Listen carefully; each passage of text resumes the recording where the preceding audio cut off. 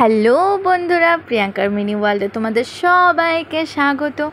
আজকে আমি রান্না করব সর্ষে বাটা দিয়ে বাটা মাছের ঝাল।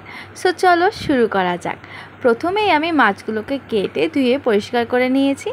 তারপর লবণ হলুদ সুন্দরভাবে নিয়ে মাখিয়ে কিছু সময়ের জন্য রেখে দিয়েছি। আর বাটা করে নিয়েছি আদা, পেঁয়াজ আর কাঁচা লঙ্কা, আর সর্ষে বাটা করে নিয়েছি। এরপর তেলটা কড়াতে গরম করতে বসিয়ে গরম করিয়ে এই যে মাছগুলো মেখে রেখেছিলাম হলুদ লবণ দিয়ে, সেগুলো পরপর সুন্দরভাবে ভাজা করে নিচ্ছি। আমার ভাজা হয়ে যাওয়ার পর সেই তেলেই আমি কালো জিরে ফোড়ন দিয়ে দিচ্ছি আর একটু লালচে লালচে ভাব নিয়ে আসছি করে।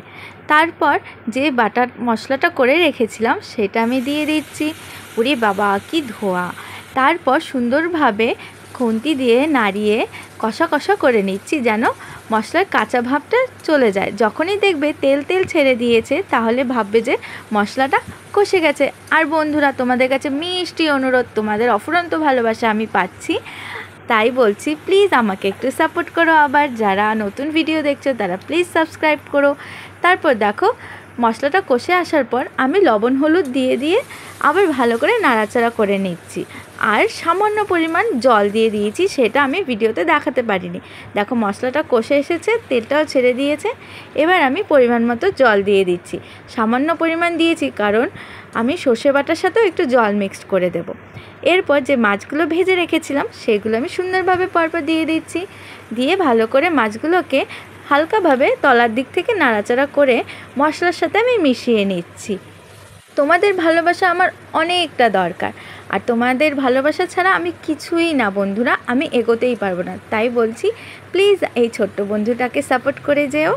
তারপর দেখো মশলাটা আর মাছটা কষিয়ে নিয়ে আসার পর আমি সর্ষে বাটাটা সুন্দরভাবে দিয়ে দিচ্ছি। প্রথমে একটু ভালো আঁচে ফুটিয়ে নেব, তারপর কাঁচা লঙ্কাগুলো দিয়ে দিচ্ছি।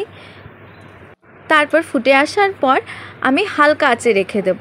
হালকা আঁচে রাখলে মাখো মাখোটাও আসবে সুন্দরভাবে, আর টেস্টটা আর গন্ধটাও খুব সুন্দর আসবে। সব শেষে আমি সরিষার তেল দিয়ে দেব, কারণ আমার রান্নাটা প্রায় হয়ে গেছে। সরিষার তেল দিলে আরও রান্নার স্বাদটা বেড়ে যায়।